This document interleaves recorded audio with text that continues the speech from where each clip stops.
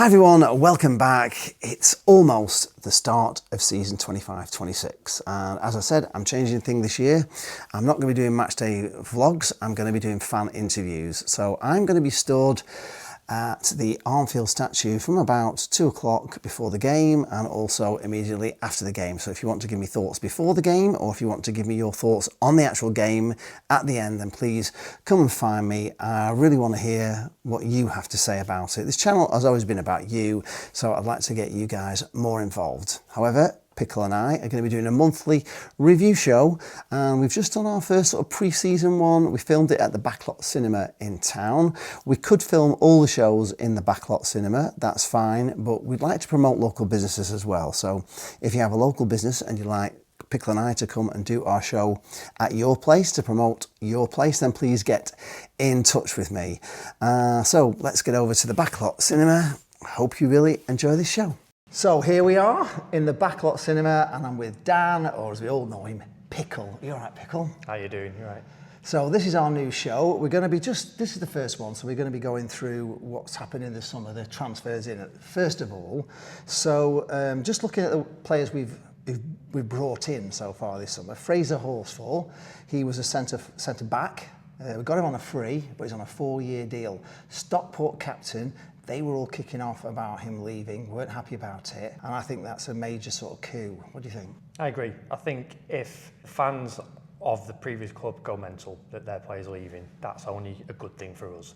It obviously tells you exactly what they thought of him, and if he's come to us, that can only be a good thing. And of course, it's a team that finished above us as well in the league. So we're actually signed a player from a team who finished above us. So the next one we signed is Michael Ihekwe, and we got him on a free. He was with Sheffield Wednesday, 3-year deal again.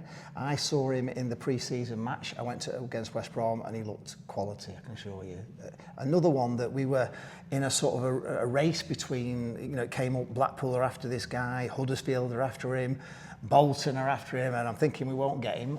So, pleased with that one? Yeah, definitely, because when you've got really ambitious clubs competing for the same player, that again tells you something about the quality of this guy, and it's only a good thing that he's with us at Blackpool. And it's good to kind of beat Bolton and Huddersfield to the player as well, but there's been a few of those that have gone the other way as well. We seem to have been in on the same players. And the next one, George Honeyman. I really like this player. We got him from Millwall. Steve Bruce managed to talk him into coming. He did in his interview say that his mum's a big fan of Steve Bruce as well, and she was a bit jealous that he'd spoke to him before she ever had. But I've seen videos of him. He's a battling midfielder. I think we're going to love him, and we've signed him again on a free. Yeah, I've not seen him in action, but I've heard about his battling midfield. He never quits, ball-winning player. That's the kind of player we need in midfield for sure. And the fact that his mum's jealous that he got to meet Steve Bruce before her, is only going to motivate him on the pitch, you'd hope, just to do well for his mum. And he's basically had quite a few years in the Championship, so it's just, to come down to League One. Steve Bruce has basically said to him, I'm going to build a team around you. You listen to his interview and he's so believing he's going to get us up. Is to get promoted. I've obviously got good experience of that. I know what it takes. I've had 2 years in League One playoff final, one went up as champions, and that's all I've got in mind, to be honest. I'm not really fussed about anything else. I'm here to get the club promoted, and like you said, I had offers in the Championship, and you want to play at the highest level, and that's where I want to take Blackpool. The next one is Ennis again. I didn't think we'd get him, if I'm being honest. We've said it lots of times when we're watching it with, you and Bestie. He looks a class above, and he scored some great goals. In the time he was here, I did see his interview, and he said that players were actually texting him saying, "Are you coming?" And he said one of the most amazing things he said was when he was a kid. He's like every kid in the world. He just dreams of having a crowd singing his name. The fans took to me, I took to them as well, and just that feeling of hitting the back of the net, and I can only crack on from there, yeah. When you're a young kid, you've always dreamed of fans screaming your name when you score. To get that at this club, that was one of the main reasons I wanted to join on a permanent and just give back to the fans and help the team get to the goals that we want to do. Absolutely over the moon that Ennis is staying with us. He looked quality all season that he was with us. He scored some great goals. He looked dangerous on the ball even when he wasn't scoring. We even said a few times, didn't he? He had that Brazilian flair about him. But just scared defenders to death and entertained us. Yeah. So it's a win-win. And the fact that he scores goals for fun as well is brilliant. I'm so happy Ennis is with us. I am as well. And I'd kind of fallen in love with him, and I hate falling in love with a lone player. You know, you're thinking, I really like this player. They're going at the end of the season. And the fact he's now ours means I can really now, really love him like I did then. Always plays with a smile on his face, and he always looks happy, doesn't he? He looks like a character to be around the dressing room as well and keep everybody buzzing happy. So I'm really happy we got him. And he scored as well in the pre-season friendly against West Brom, so that's a good sign. The next one we signed, Franco Ravazzoli, a goalie on a free from Wickham. He was their goalie up until the January transfer window, and they were top of the league with him as the goalkeeper, and then they swapped him out and got somebody else in. But surely, he knows this division. He's been top of the league with. He can't be a bad keeper. I kind of do believe he'll be a good one. Yeah, I hope so. Again, I've not seen him in action, but you don't get your team to the top of the league without saving quite a few shots, do you? Exactly, yeah. So hopefully he can do that at Bloomfield Road. He looked all right against West Brom, I've got to say. He looked really good, and he's got a great name, so we must be able to get a great song for him as well. By the way, folks, sponsored by Coca-Cola. I'm only kidding, no, we're not. It'd be great that we're sponsored by Coca-Cola. Right, the next player in is Jordan Brown, defensive midfielder from Leyton Orient, another player that we signed from a team that finished above us. Not only finished above us, but beat us twice last season. So I think it's a great signing. Leyton Orient, we're not happy about him either, so what are you thinking on that one, Pickle? Yeah, not seen him in action again, but if the other fans aren't happy that he's gone, it's a good thing for us. Indeed. And I do remember last season, we battered Leyton Orient. We absolutely played them off the pitch. We didn't get the result out of it, but we just destroyed them even though we lost. And if he had anything to do with that, being winning under pressure, that can only be a good thing for us. Yes, I've still got PTSD about it now, actually, that game. I mean, I think we had about 23 shots and the keeper pulled off wonder saves and we equalised and then this went straight back down and scored. So, yeah, he's obviously a player that's played in a resilient team. I imagine Leyton Orient weren't dominating every match this season, but they did really well, didn't they? So I think it's a great signing. He also scored against West Brom. So next, we've got Danny Imre. Got him on loan, a right wing back from Crystal Palace. He's like ridiculously good looking, so I hate him already. But no, I'm only kidding. But no, if he's wearing that top, those training top that I really like in his video, he looks superb. He was linking up with Honeyman straight away, and he just looked a really good right back. So I know we've lost a great right back who we had on loan last season. We will talk about him soon, but you probably don't know much about him other than what I've told you about him. Apart from how good looking he is, apparently. He is. Yeah, I've not seen him in action, so hopefully, if he can play as well as his good looks, then that's happy days. Yeah, but yeah, he's not big. He's quite, for a right back, he's not a big tall right back. He's a little, kind of like an Alan Wright sort.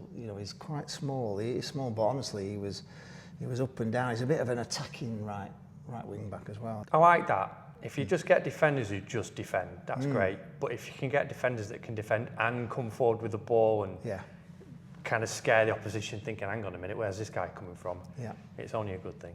Indeed. The last one I've got down here is Bailey Peacock Farrell. We got him on loan. He's a goalkeeper, was with Birmingham, didn't get in last season because he was like second choice. So, but from what I've read about him, he is a quality goalkeeper. I think it's great that we've got two goalkeepers that Steve Bruce is playing off each other. I think he's openly said that he wants them to compete for the number one spot. Yeah. That can only be a good thing. Indeed. What you don't want is goalkeepers being complacent, saying, well, it doesn't really matter, I know I'll be here next week anyway, regardless. Yeah. I don't think any goalkeeper would kind of drop the ball, whether figuratively or literally, with that mindset, but it's always good to have that healthy competition. Indeed, it is. Right, that's the good news. Those are the players that have come in. So far, we've got 8 in. I don't know if that's enough. I think we need more, and we're going to talk about that and reasons why I think we need more. But anyway, out at the moment, we've lost Apter, which I thought was a blow. We've lost Pennington, who I think we've actually improved on Pennington. Sonny Carey, again, a blow. Jordan Gabriel, I would also say a blow, apart from the fact that he was always injured. You know, we've not really got much out of him, you know, for the last 2 seasons, have we? Because he's just had injury upon injury. And Ollie Norburn, who, to be honest, he didn't really do much, did he? So out of those, Carey and Apter for me, big losses. Yeah. I think Apter was a big hit because if just one more season out of Apter and we'd have seen absolute quality. He grew throughout all season. Yeah. We said it a few times, didn't we? Sometimes his final ball wasn't right. He shot when he should have passed, or he passed when he should have shot. And yeah, sure. He got better and better and better at that. Yeah, especially towards the end. Yeah, I think another season with us, we'd have seen an absolute star. And we'd have got a lot more for him if he had moved on. So, especially if we'd have got promoted with him and he'd have been a championship player. Exactly. He would have been worth more money. Exactly. I can't blame him for moving on. But, no. But I understand why he has, but it's a blow for the team. And I saw Steve Bruce's interview the other day, and he did say that he couldn't knock him for getting 4 times his salary. So he has got 4 times. That's straight out of Bruce's mouth. That's unbelievable. 4 times his salary. So you can understand why he wanted to go. Apparently, he wasn't one of the highest players at Blackpool, but even so, you know, it's difficult to turn that kind of money down and to move up. And you know, you never know. As a footballer, he could have stayed here. He could have had a career-ending injury and missed out on all that. So there is that, isn't there? And I think, you know, if a player wants to go and he's banging on the manager's door to go, you've just got to let him go because he's not going to be a happy player. Exactly. So it's just a shame. But honestly, contracts. You know, we've signed him on with a longer, like 5-year deal, haven't we? You know, to make sure. But we've got decent money for him. I'll ask you the question I've asked other people. £2 million or over £2 million. Apter is a product of our academy. Should that money be reinvested back into the academy to improve the academy, or is it better spent on a player this year? That's an excellent question. Yeah. I don't have an answer to it. I think part of me wants to cop out and say do half and half. Put £1 million into the academy and put £1 million into the pitch on a new player for the field. But I don't know. I mean, on one side you've got that's where he came from. If you put £2 million into the academy, that'll keep it going for a while. You can bring in fresh talent. Perhaps a wider spread of talent across the world. Yeah. Getting players that nobody else will find. That you can argue you could put the money into that. You could see like 4 players come, you know, maybe that much investment. I mean, that's a hell of a lot of money going into the academy, isn't it? I mean, I don't know how much it costs to run the academy, but £2 million would do wonders for it. But there is that thought that if you spend the £2 million on a player and he's good and he gets us into the championship, then he makes us £5 million just getting us into the championship. So it's a funny one, isn't it? I don't know how much money the academy makes for us. If you put in £2 million, what do you get out of it? I don't know how it all works. No. I think there's an argument to say. Simon Sadler, anyway, if you're watching this, Simon, depending on what you want to do, but do you want to invest your money in bringing more talent through? No, it's just a thought anyway. It is. As well, going out, we had some loan players go back. So Baggett, who I quite like, but again, he was injured. So Silvera, who just did nothing for me at all, completely. Tyra, Bestie didn't like him, really, did he? He knocked him all the time, did he? But I don't think Bestie disliked Tyra so much. He couldn't get over selling Grimshaw. No, he couldn't, could he? No, he just couldn't get past it. And Tyra was the one that got rid of Grimshaw for him, so he was never very happy about it. If he was here now, I think he'd probably be ranting about it, as you well know. Yes, he would. We'll ask him. He was prone to some serious clangers, wasn't he? I think so. Like some of the worst clangers I've ever seen of a goalkeeper. At times he was amazing. But there was he had that thing in his locker where he just, honestly, I think some of his bloopers will be shown for eternity, especially the one that bounced over him. The big long, You'll have nightmares about that for years. Oh my God, it was just, it was a bad bounce, but it was even his despairing dive where it was like about 10 yards off the top of him. He just was nowhere near it. And the one that he did at Bloomfield Road near the end of the season where, I know it didn't cost us, but where he let that ball run past him and then the guy just nicked in on the line and scored. It was so bad, wasn't it? Was. Oh my God. I mean, so I never felt comfortable with Tyra. I never felt confident. He pulled off some fantastic saves throughout the season. Yeah. He did. And I think he grew throughout the season. He did. I think he got better and better and better. Yeah. So fair play to Tyra for that. Yeah. But I don't think he was good enough. I'm surprised Everton have kept hold of him. I thought they might release him following his season with Blackpool. Yeah. Possibly to the Championship. But I think he belongs in League One. Yeah. So good luck to Harry Tyra, but I don't mind so much that he's moved on. So the next one, which is a big one, is a fire, and he is quality. I think. I thought he was a great asset to the team. Unfortunately, the summer as it's gone, he's ended up going somewhere, which I can't believe he's gone there. Of all the clubs in the world, it's as if they want to be us, isn't it? As if they see a good player for us, and they're in. They're keeping an eye on us. It's as if we're living rent free in their head. Do you think, Preston? Anyway, the knobbers. Talk about. I can't even talk about it. It's hurt me so bad. I tell you. It is, it's terrible. Fire was my favourite player of all last season. I think he was fantastic. Yeah. He was so good in defence, and then he'd charge forward. Sometimes I'm thinking, he could play anywhere, this lad. I know. He's got defensive capabilities coming out of his ears. Yeah. He could hold up midfield, he could pass it about, and sometimes when he charged forward, he looked like a striker. Yeah. An absolute demon all over the pitch. And he was big, strong. You wouldn't have wanted to go in on a tackle with him either. You just bounce off him. Yeah, he was really strong, just like obviously his uncle or whatever. But he could hold his own, definitely. So he was just quality. I knew we wouldn't keep him. I just knew we wouldn't keep him. But I hoped that he would somehow stay with us, but yeah. I knew he'd move on. But to move on to Preston, fire! Come on! Did you not hear all the songs last year? No, why would you go there? I don't know. Of all the teams, I just don't want, him to be the factor that kind of keeps them up or whatever, or just the fact that he's I know. I can't believe they keep staying in the Championship. They're so bad, they hang in, don't they? And what we want is to get promoted, and the fire can come back to us then. Would we have him now, though? Is he tarnished forever? Would we have him? I think we'd forgive him. I think if he came from Preston to us willingly back to Blackpool, we'd welcome him with open arms. There might be a couple of people who jeer him and boo him and give him grief, but there's always going to be that. When you see his performance on the pitch, yeah. I think we go over it pretty quick. Yeah, but I think you're right. Fingers crossed. The players we've got down here to maybe talk about if we've got time. Players like the main sort of players who we've kept that are going to be pretty much featuring in the first team. I think I'm looking at Bloxham, Casey, maybe not, because we've signed 2 centre halves, but he is a good centre half, isn't he? But we can't play all 3 unless really can't, because I think we're going to be playing 4 at the back. So somebody's going to miss out of these centre backs. So we've got Casey, we've got Coulson left back, we've got Hamilton, unfortunately, who has dislocated his shoulder, so that's a shame. Fletch, of course, who Steve Bruce seems to have resurrected his career. He seems so happy here, and I like him, and I think as he's become more confident, he's become a great player. Husband, is he on his? I don't know.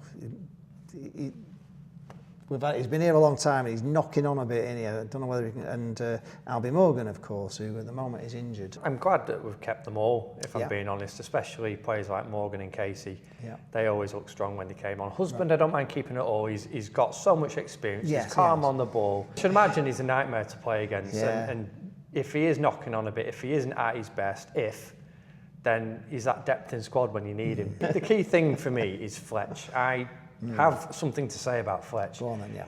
I think it was disgraceful when some Blackpool fans booed him off the pitch last season. Yeah. He started off with us. He had a few duff games. He did. Yeah, he did have a few duff games. And he was playing like a man with you could see he was hurt. There was something wrong, wasn't there, with his mentally? I don't know whether he was mentally unwell or not in a good place in that respect, or what it was. He wasn't having a good start to his season with Blackpool. Fair enough, but you don't boo your own players off the pitch, because what do you think that's going to do to him? Yeah, and the team as well. And the team, what good can it cause? But to give him the credit where credit's due, and this might be down to the coaching staff and Steve Bruce. Yeah. He's come back from that. He's built his confidence back up. He's continued turning up when he knows that people are against him. and performing. And I think he grew throughout the season. Yeah, absolutely. After that, he bounced back. He was scoring quite a few goals for us. Some great goals. He had a few tidy He was a bit passes. unlucky with a few. That one that come back off the inside of the post at Stockport, we would have won there then, because we'd have gone 2 up, Absolutely. It's just so unlucky. It was like a flick. Do you remember, like a back heel flick across or something? Yeah. Just hit the blooming inside of the post. To build the confidence to even attempt that after the start of the season he had shows a tremendous depth of character. Yeah.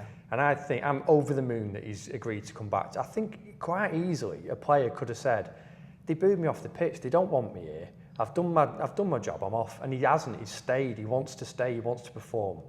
And I'm over the moon that Fletcher's staying with us. Right. He could have quite easily said, someone buy me out. Yeah, just buy me out. I mean, the thing about him as well, he was signed for £6 million, so he was a £6 million striker that we've kind of got on a free, haven't we? You know what I mean? If he really gets back to the potential that he had, he could well go for like amazing money. And I'm happy because I liked him.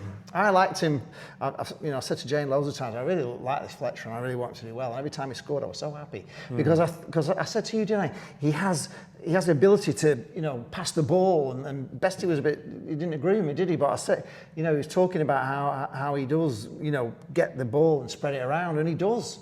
He's more than just goals. He's actually, quite an important player. Yeah, Bloxham, I'm over the moon with as well. I think we're going to see him come into his own, especially as he's not competing now with Apsa for that right wing. I think he'll make that his own. Yeah, definitely. And he looked great. He looked great in that Exeter game when he played that right wing. He was just tearing him apart down that right hand side. So I'm hoping we see, he's back to fitness and we see a good player there. Right, before I go on to the next section, which is the investment during the summer, Dan has something he wants to tell you all about. Take it away, Dan. Thank you. So when I'm not watching Blackpool at Bloomfield Road, you'll probably find me out and about with my camera because I do photography. And I've been working on a project recently that I wanted to share with all the Seasiders. And this is it. Ta-da! Ta-da! So it's an abstract, arty piece, if you will. Some people might just think it's a picture of fruit, and they'd be kind of right. Yeah. But, beauty's in the eye of the beholder, and lots of people see different things in art. If you hang this on your wall, you'd understand what it meant. Other people might not, and you can laugh at them. So it's a bit of a whimsical fun. It's a talking piece. Talking piece. So as it reads there, as you can see, the only team in football. Tangerine and white. Tangerine and white. So yeah, this is available to buy right now. No, it's not. This is available to buy from Friday the 1st of August in Antisocial, which is a shop in town on Topping Street. Oh, on Topping Street, yeah. So you can buy this. It's an 8x8-inch framed print.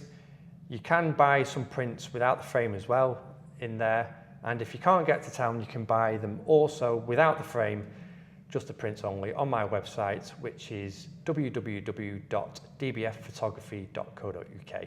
Okay, and I'll actually put that link in the video and also in the description below as well, so people can click on that if you want to get one of these. However, we have another surprise, don't we? We do. So this particular one we are giving away to one of you guys absolutely free. And in order to pick this up, in order to be in with a chance of picking this up, you've got to subscribe, if you haven't already, to Lee Charles TV. Yeah. What we will do... Why haven't you? Why haven't you? you? Watching this and you haven't... If you haven't already, why man? Just click the subscribe button. Indeed. But if you're already subscribed, you're already in the draw. Yeah. If you haven't subscribed and you want a chance to win this, that could be worth something someday, you never know. Yeah. You probably hand it down in you never know. Generations. Exactly. If so you want to when's be the in with a cut-off chance. date? Dan, you've got to be subscribed by when? When are we doing this? Cut-off date is you've got to be subscribed to this channel by the 15th of September. 15th of September, okay. And we will announce plenty of the time winner to do it. soon after. You only have to click that little button, it doesn't cost anything. And then a week or so after, in the next show, we will announce the winner. And one of you will be lucky enough to win this, won't we? Yep, just share the details, we will get this out to you, and you can put it pride of place on your desk or on your wall, just for everybody to see. But if you can't wait till then, you can pick it up in You can town, buy one, yes, or you can buy a print on the website. Yeah, it's a great gift for any Blackpool fan as well in your life. Right, thanks a lot. Thank you, Dan. Just move that off, and that's it. Well, there's been some investment at The ground throughout the summer, we have, let's have a look what we've done. In the East Stand, we've put new seats in, we've changed new media facilities, we've put a new camera platform in, we've painted it all. I've seen it, Simon Sadler wasn't happy with the like faded orange colour, it wasn't the right sort of tangerine, so it's all been redone. It's all proper tangerine now. It does look good. They've got rid of all those stupid like holes, like meshy holes at the back that you could see through. So the fans, when they're in that stand, won't be able to see all that. You know, when they're looking behind them and looking out, it all looked like a bloody bomb site behind. So, you know, when people come to the ground, it's going to be a little bit not quite as, you know, they sing about us, but I always think it's just because of where the stand they're in, what they see from behind, and it all looks pretty grim, doesn't it? The South Stand has had some tangerine repainting underneath the roof, and of course it's great because you won't see the rust quite as good on tangerine. I think it's genius having it white, just it all come through, but if it's tangerine you won't quite see it as easy from a distance. Safe standing railings in the North Stand, and yeah, in certain areas, most of it is. There's a little bit at the front that isn't, and you can't, you know, there's no way you can be pushed down now, which is a good thing. And it hasn't really affected the seats at all. It's, you know, when you get there, if you've not been yet into the North Stand, you will see that the foot space, it's just in the sort of the middle of the seats, it doesn't really affect it at all. So I think it's better, and the seats are just the same seats that were there before. They've not got those silly safe standing sort of like, you know what I mean, those kind of, they're not very good seats, are they? So I've done some work on the training ground. They've done the pitch at the training ground. They've done a lot of work on the pitch. They've improved the gym facilities. They've now got an on-site kitchen so they can eat at the ground. They've got, and they've expanded the sports science and physio side of it. So yeah, and this is all stuff, especially the training ground stuff, that we'll never see. But yeah, one thing that must do the players' head in is we see them once every week. If you're going to the away games, and obviously once a fortnight if you're staying to the home games. These guys are training probably nearly every day at the training ground. This is their day job, this is their 9 to 5. So they want decent facilities, they want to be happy in the workplace, they want to enjoy being in the training ground, using the facilities, having the proper state-of-the-art physio type stuff, the right kind of gym equipment, a decent kitchen so they can get the nutrition they need. Food, It can only be a good thing for the players. It will never really see, but hopefully that'll translate to happier players, which we want on the pitch. It's not perfect. We all want to see a great training ground. We want to see the academy training there. We want all the stuff that they kind of got at Fleetwood, you know, that kind of place. But for now, I think it'll do the job. I think they've done enough to make it a decent training. Yeah, they've got big plans for the future, haven't they? For the new training ground that they've got planning permission for. Indeed. But that's a few years off yet. So this is a good sticky plaster, if you will, just to keep things going and hopefully keep players happy. And I've got down here, last thing that you mentioned is consistency. It's an important point. So tell me what you've noticed. In my expert opinion, I think one of Blackpool's biggest problems is a lack of consistency. Yeah. Now, you'll say every club has to deal with this, and you know, you're right. Every club has turnover, has manager churn, owners, players, obviously. But Blackpool has really struggled with consistency, I think, over the last few seasons. And I did a bit of research and found that the last time Blackpool had the same manager for 2 consecutive seasons was 2021 and 21-22. Yeah. With Neil Critchley. Yeah. Which was a good few years ago now. And then before that, it was Bowyer, wasn't it? Yeah, Gary Bowyer, yeah. Which was that 17-18? 16-17. 16-17, 17-18. Yeah. So you're looking at, like, in the last 8 years, we've only had 2 managers that have stayed for 2 consecutive seasons. Yeah. And the key thing about that is both those years, Blackpool got promoted. Indeed, so that bodes well, doesn't it? So fingers crossed. I kind of think, if I'm being honest, that if we'd have had Steve Bruce at the start of the season and there hadn't have been the family troubles and he'd have been with us for the whole season, I think we'd have been in the playoffs. I also get the feeling with him that this is kind of his last hurrah, you know, this is it. He's always, like, in his career, he's often moved, hasn't he? When he's done really well, he's moved on to better things, but I don't think he's going to move on now. I think this is his last stand sort of thing. And I think he wants to go out in glory. I don't think he wants to fizzle out. And I don't know what he's thinking, whether the championship would be good enough and he would get us in the Championship and say, done it, or whether he'd like to go that one step further and actually perform the miracle and get Blackpool in the Premier League. If he did that, I mean, he would retire as a legend, wouldn't he? I mean, he would probably, you know, he's already fast becoming one of my favourite managers ever.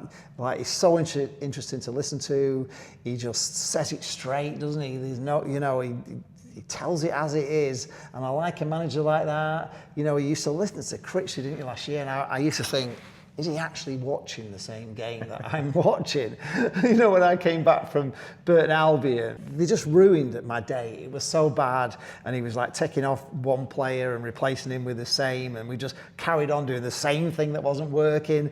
And when he did his interview, he was talking about all the stats, and we had all this possession and all that. And I'm thinking, for God's sake, man, you've ruined. It just wasn't that. You ruined Boxing Day completely, because I was convinced with it. They hadn't won for about, I don't know, 12, 14, I don't know, 20 games or something. They were right near the bottom, and they scored a flipping racky goal that just bounced in between everybody, and we were awful. And I used to think, what is Critch deluded?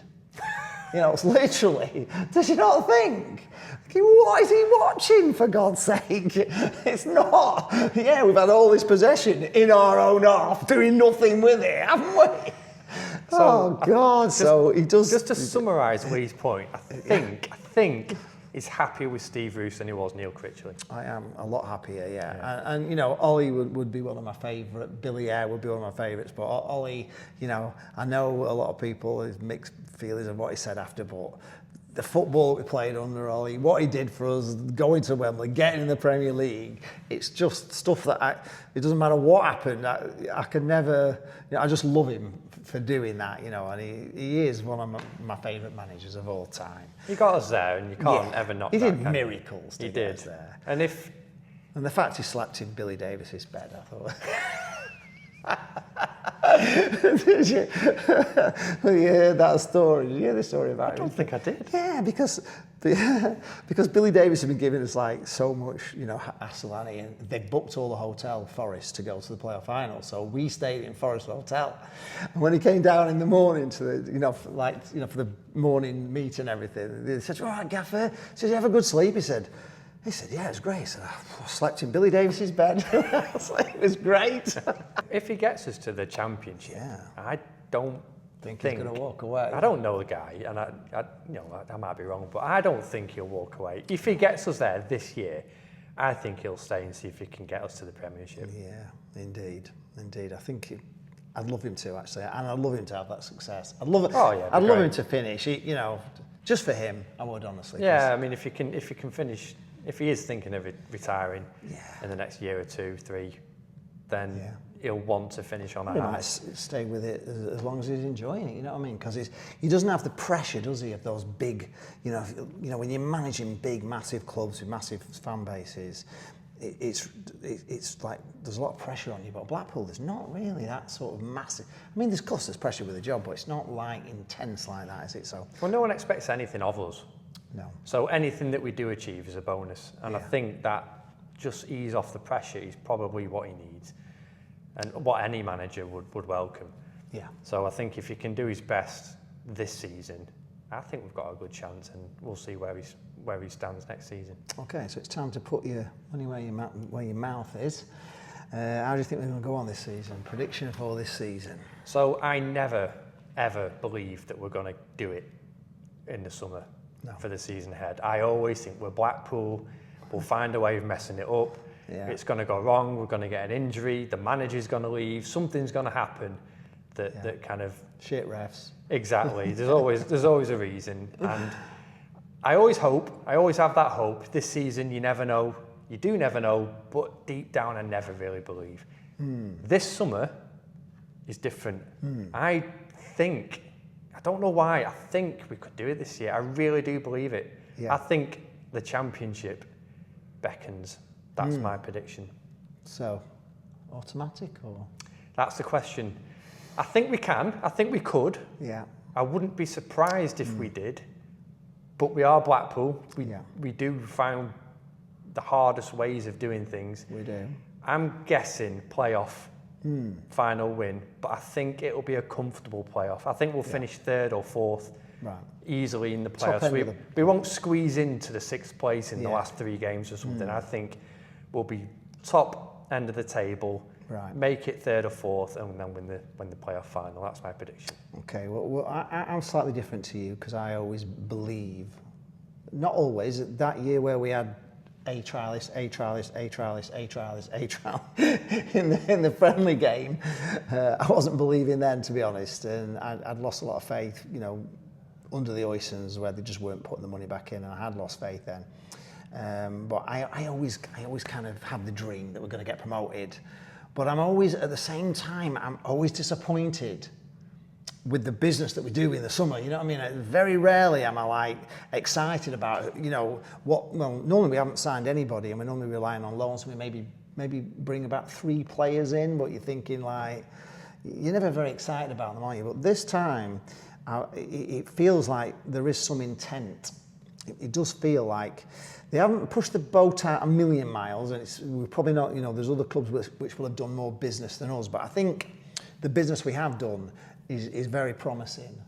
And I think, you know, Steve Bruce is still talking about there's more business to be done, so I'm hoping, this is Monday, I'm hoping by the time we get to Saturday, there's a few more in, because I think we're really, you know, we're struggling down that left side without CJ, so we've got to get a left winger in, surely. And I hope we do.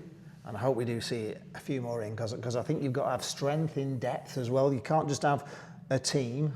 You've got to have players, you know, who can come in, and you want your bench to be as strong as the team that's on the pitch. So hopefully we get some good loans in, maybe pick up, you know, a few more players. But it's looking exciting. I'm kind of with you on I think we're going to be near the top of the table for most of the season, which would be really nice. If we could just sneak in as, like, you know, 2nd place, automatic, runners up, automatic, I would love that. Can't say I can guarantee it. Well, there is no guarantee in football, but if we got that and just avoided the playoffs for once and just had the celebration of getting promoted that would be at the end of the season, it would, honestly, because Blackpool is, to me, there's so much stress, isn't there, half the time, and the playoffs are very stressful. So I'm going to hope for runners up. I don't think we'll win it. Fingers crossed. So let us know in the comments what you think. Are you happy with that? And we'll answer them. You know, just let me know what you think about what we said. Players that have come in, are you feeling as excited as we are? And are you looking forward to a good season? We're actually in, say, the Backlot Cinema here, as well, as you can see behind. If you haven't yet been to the Backlot Cinema, it's fabulous. This room that we're in is like a meeting room, which you can hire out for parties. It has a VIP entrance here that you can see behind us into the IMAX. It's absolutely fantastic. If you've not done the IMAX yet, it's just unbelievable. I remember years ago going to an IMAX, and it was like more like a vertical screen, really high and vertical. This is not. This is just like the biggest screen you've ever seen in your life. It's just fantastic. And some of the films that we've seen recently have just been brilliant, like Jurassic Park and Superman and all that. So, and you come quite a lot, don't you, as well? I do. Yeah. Everybody loves a good movie. Yeah, and of course.